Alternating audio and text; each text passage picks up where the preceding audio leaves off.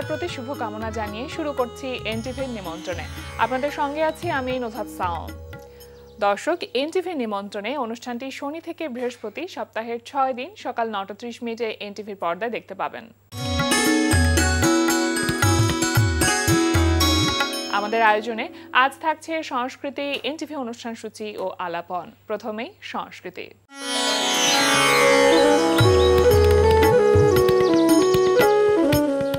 ধানমন্ডির ভূমি আর্ট গ্যালারিতে অনুষ্ঠিত হচ্ছে 12 জন শিল্পীর দলীয় চিত্রকলা প্রদর্শনী ড্রিম ওয়েভার। প্রদর্শনী চলবে 28 অক্টোবর পর্যন্ত। ধানমন্ডির বেঙ্গল শিল্পালয়ে অনুষ্ঠিত হচ্ছে শিল্পী ইয়াসমিন জাহান নুপুরের একক চিত্রকলা প্রদর্শনী আনরিভেইলিং সাইলেন্স। প্রদর্শনী চলবে 22 নভেম্বর পর্যন্ত। এবার এনটিভি অনুষ্ঠান সূচি। এবার জানিয়ে দিচ্ছে এনটিভির আজ রাতের বিশেষ বিশেষ অনুষ্ঠানগুলির সময়সূচি। সন্ধ্যা 6:15 থাকছে সমসাময়িক বিষয় নিয়ে অনুষ্ঠান সংলাপ প্রতিদিন।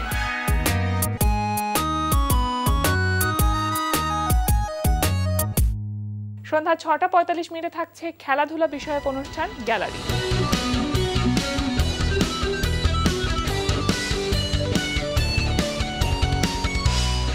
রাত 8:20 থাকছে রান্না বিষয়ক অনুষ্ঠান ফুড ক্যারাভান।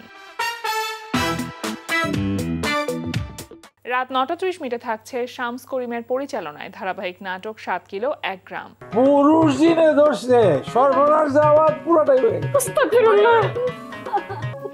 উত্তর কই দিকে মামা বাবা কাম হবে তো? ওই আবার জিজ্ঞেস কে ও তিন দাঁড়িয়ে জিজ্ঞা।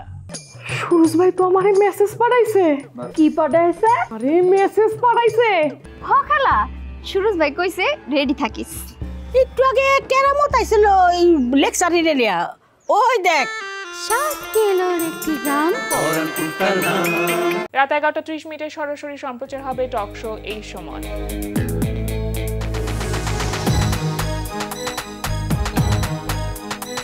এই ছিল এনটিভির আজ রাতের বিশেষ বিশেষ অনুষ্ঠানগুলির সময়সূচি। এবার আলাপন। প্রিয় দর্শক, আমাদের আলাপনের আজকের অতিথি সঙ্গীত শিল্পী সুমন রাহাত। শুভ সকাল ভাইয়া। জি শুভ সকাল। কেমন আছেন? জি আছি আলহামদুলিল্লাহ ভালো। আপনি ভালো আছেন তো? না আমি তো খুব ভালো আছি। সাধারণত আমরা জানি যে সঙ্গীত শিল্পীরা সকালের দিকে রেওয়াজটা করে থাকেন। আপনার ক্ষেত্রে কোন সময়টাতে গানের রেওয়াজ করা? আসলে আমার টাইমিংটা হচ্ছে আমার নিজের মতো করেই, তারপরও আমি সন্ধ্যার পরে বেশি মানে এখন অ্যাভেলেবিলিটি হচ্ছে আর কি। ওই সময়টা ওই স্লটটা একটু ফ্রি থাকি, যার জন্য সময় সন্ধ্যার পরে বসি অনেকক্ষণ। গান নিয়ে এখন এমনিতে কি কাজ করা হচ্ছে? গানে আসলে এখন কিছু সুরের উপর কাজ করছি, নিজে কিছু গান টিউন করছি, সুর করছি, এগুলো নিয়ে কাজ করছি। গজলের উপর বিশেষ করে বাংলা গজলের একটি ধারা। আসলে গজল এমন একটি জিনিস, এটি তার নিজস্ব সত্তাটা এমন যে একটি গজল একটি মানুষের পুরো মানসিক যে মানে মানুষের মানসিক অবস্থা যখন বিভিন্ন রকমের বেদনা বা আনন্দ বিভিন্ন রকমের যে অবস্থা থাকে ওখানে তার অনুষঙ্গী হিসেবে গজল একটা পুরোপুরি সাপোর্ট দিতে পারে। গজলের যে মানে সুরের যে প্যাটার্ন বা কথার যে গভীরতা মানসিকভাবে স্থির হতে পারে। হ্যাঁ হ্যাঁ, মানে একটা কিছু মানুষ আশ্রয় পায় আর কি। ব্যথাতুর মন নিয়ে গজল শুনলে তার একটা আশ্রয় হয়। আচ্ছা, এই যে একটা বিষয়, তো এখানে এই গজলের যে অনুরাগী আছে আমাদের বাংলাদেশে, সবাই অনেকে আছে যে হয়তো গজল পছন্দ কিন্তু গজলের মানে বোঝে না, কথা বোঝে না। তো আমি এই দিকটা আমার মাথায় আসলো, চিন্তা করলাম যে গজলের যে মজার যে নির্যাসটুকু এটি যদি আমি যারা গজল লাভার আছে তাদের কাছে পৌঁছে দিই, আমি এখানে আমার ভাষার যে একটা মানে প্রতিবন্ধকতা এটা কিভাবে ওভারকাম করা যায়। আচ্ছা, তো বাংলা ভাষায় যদি অ্যাডাপ্টেশন করা যায় গজলটাকে বাংলা ভাষায়, তো ওইরকম শব্দ লাগবে, ভাব লাগবে, সব কিছু যদি আপনাদের মার্কে মিলে যায়, আমার মনে হয় এখানে চেষ্টা করার সুযোগ হয়, অবকাশ থাকে। সেই চেষ্টাটাই করছি আর কি আমি।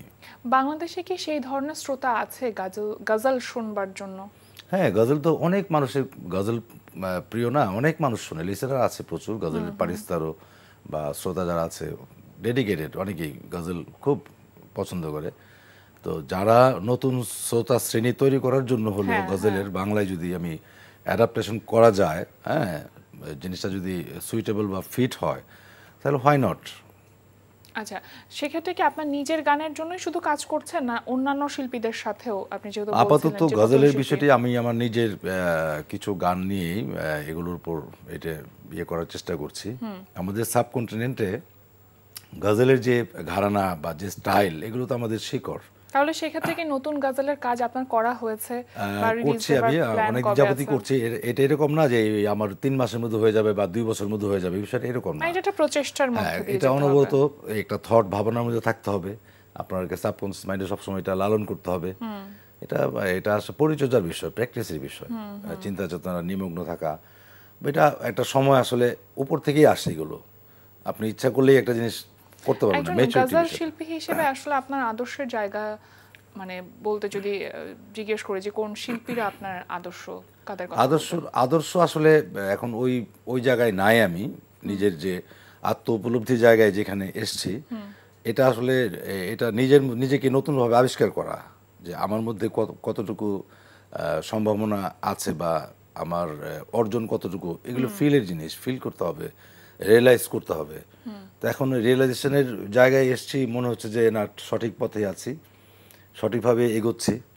আপনার কণ্ঠে হচ্ছে পুরোনো দিনের যে বাংলা গানগুলো আছে, পুরোনো দিনের শিল্পী যারা আছেন তাদের গানগুলো বেশ ভালো মানায় এবং সেগুলো শ্রোতারাও খুব পছন্দ করেন। এই ব্যাপারটা আসলে আপনি কি ইতিবাচকভাবে দেখেন? হ্যাঁ, অবশ্যই ইতিবাচক। নেগেটিভিটির তো কোনো সুযোগ নেই। কারণ হচ্ছে যে পুরোনো গানগুলো মানুষের হৃদয়ে এমনভাবে প্রথিত হয়ে আছে, এমনভাবে জায়গা দখল করে আছে যে তার যে মানসিক যে স্ফুরণ হবে, ব্যথা লাঘব হবে বা কষ্ট লাঘব হবে, ওইরকম গান তো এখন পাচ্ছে না। এখন গানটা আসলে এটা তো আসলে অনেক গভীর জিনিস, অনুভূতিটা তো অনেক গভীর।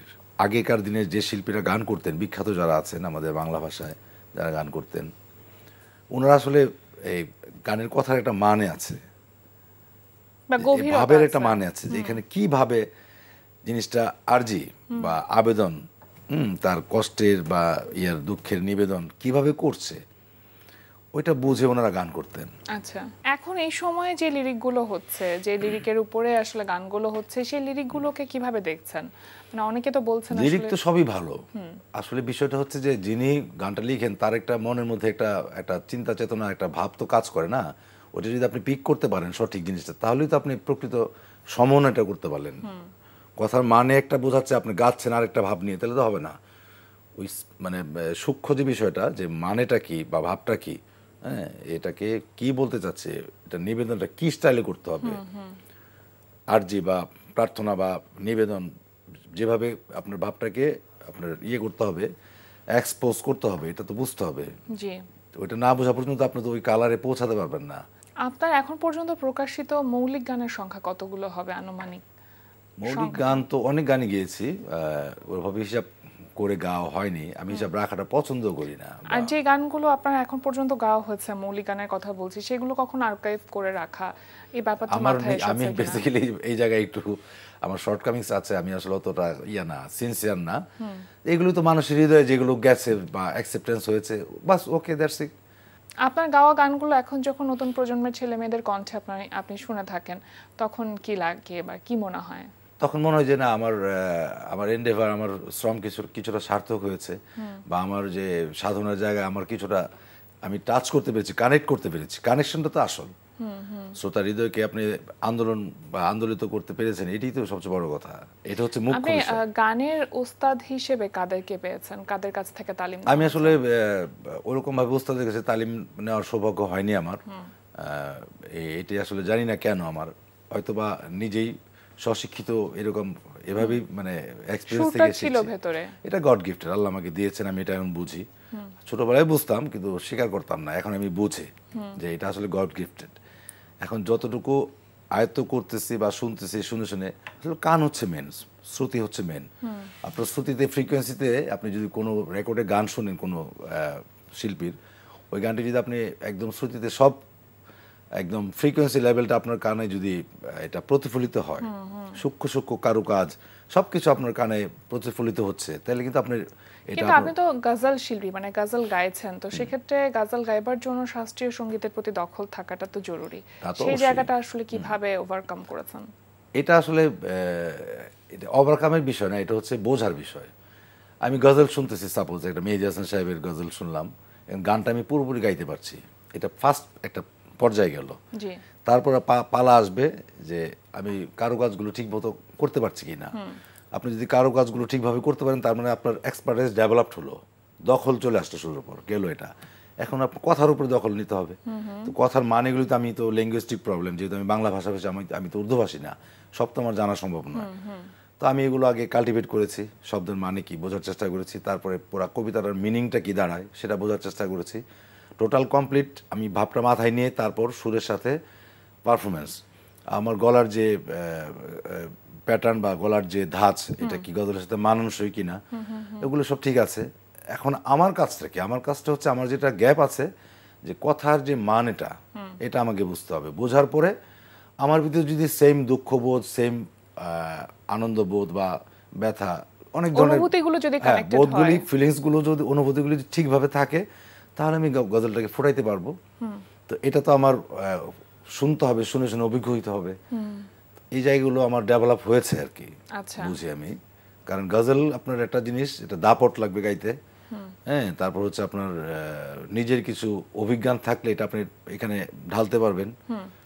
প্র্যাকটিস করার জন্য কি হারমোনিয়াম নাকি তানপুরা, কোনটা? আমি আসলে হারমোনিয়ামই করি। আসলে ওইভাবে আমার সময় হয়ে ওঠে না, বিভিন্ন কাজে আমি একটু এনগেজ থাকি। কাজের থেকে অনেক কিছু শেখার আছে।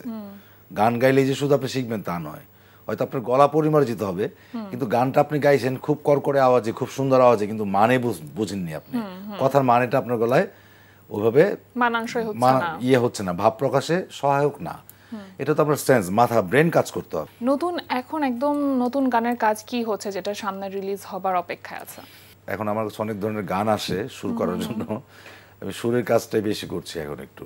অন্যদের জন্য তার মানে কাজ করা হচ্ছে, অন্য শিল্পীদের, আদার্স সিঙ্গারস উইল সিং। তাহলে তো নতুন শিল্পীদের সাথেও আপনার কাজ করা হচ্ছে। হ্যাঁ, অবশ্যই নতুন। তারা কেমন কাজ করছে বা আপনি তাদের মধ্যে একটি জিনিস দেখলাম আমি, যে ওদের মধ্যে যেমন ক্যামেরার সামনে থাকলে মানুষের একটু নার্ভাসনেস কাজ করে বা এগুলো কম। আচ্ছা। তা আমি একটু চিন্তা করি যে এটা কিভাবে সম্ভব। দ্যাট মিনস এটা আমাদের আসলে জীবনযাপনের প্রক্রিয়া হিসাবে এখন এই প্রজন্মের মধ্যে এই মানে ব্রেভনেসটা মনে হয় আছে, এটা ভালো, কনফিডেন্সটা আছে বা ব্রেভনেস যেটাই বলি আমি আছে। কিন্তু ঘটনা হচ্ছে যে এখন এটা যে জিনিসটা নিয়ে হাজির হবে, ওই জিনিসটা তো দরকার, ওইখানে একটু গ্যাপ আছে। তারা একটু ক্যালাস মানে সিনসিয়ার না, গান তোলার বিষয়ে দে আর নট সিনসিয়ার। আমাদের ট্রেনার নাই, গানটা কেমন করে গাইতে হয়, প্রপার গাইডেন্সের অভাব। আমাকে সারগাম শেখাচ্ছে, ক্লাসিক্যাল শেখাচ্ছে, বাট একটা সময় তো আমাকে পারফরমেন্স করতে হবে। পারফর্মিংটা কি জিনিস বা গানটা কি জিনিস, এগুলো তো বোঝানোর জিনিস, বোঝার জিনিস, কে শেখাবে? আমরা মনে করতেছি যে এটা আমার নিজের দায়িত্ব, আসলে একটা জায়গায় যেয়ে তো সে ব্লক হয়ে যাচ্ছে।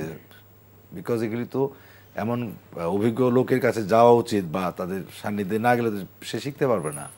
সেটাই, শেখাটা আসলে একটা টিম ওয়ার্কের মতো। এটা জবান আসতে অনেক সময় লাগে, একটা শিল্পীর জবান না আসতে শিখতে হয় না। আপনার কখনো মনে হচ্ছে যে নতুন শিল্পীদেরকে শেখানোর ব্যাপারে নিজের কোনো স্কুল করা বা কোনো কিছু? আসলে এটা ইদানিং মনে হচ্ছে যে আসলে এরকম স্কুলিং থাকলে মনে ভালোই হতো। কারণ এখানে অনেকে গান করছে, কিন্তু আসলে গানটা কি জিনিস বোঝা আমি নিজেও বুঝি না। আমি শুধু বুঝবার চেষ্টায় আছি। হ্যাঁ, বুঝবার চেষ্টা আছি, কিন্তু তাদেরও এটা উচিত, বোঝার চেষ্টা করা উচিত। অনেক অনেক ধন্যবাদ ভাই আপনাকে আমাদের আজকের আয়োজনে এসে সময় দেওয়ার জন্য। শুভকামনা রইল সকল কাজের জন্য। আপনার জন্য শুভকামনা থাকলো, এনটিভির দর্শকদের জন্য আমার শুভকামনা থাকলো। সবাই ভালো থাকবেন এই প্রত্যাশায়। প্রিয় দর্শক, আমরা চলে এসেছি অনুষ্ঠানের শেষ প্রান্তে। অনুষ্ঠান সম্পর্কে আপনার মতামত জানাতে মেইল করুন এনটিভি নিমন্ত্রণে @ntvbd.com। বিশ্বের যে কোনো প্রান্ত থেকে যে কোনো সময় এনটিভি নিমন্ত্রণে দেখতে ভিজিট করুন আমাদের পূর্ণাঙ্গ ওয়েব পোর্টাল www.ntvbd.com। এছাড়া এনটিভির সব জনপ্রিয় অনুষ্ঠান ও খবরের আপডেট পেতে ভিজিট করুন আমাদের ইউটিউব চ্যানেল ও ভেরিফাইড ফেসবুক পেজে। সবার মঙ্গল কামনায় আজকের মতো এখানে শেষ করছি। সবাই ভালো থাকুন, সুস্থ থাকুন, সুন্দর হোক আপনার প্রতিটি।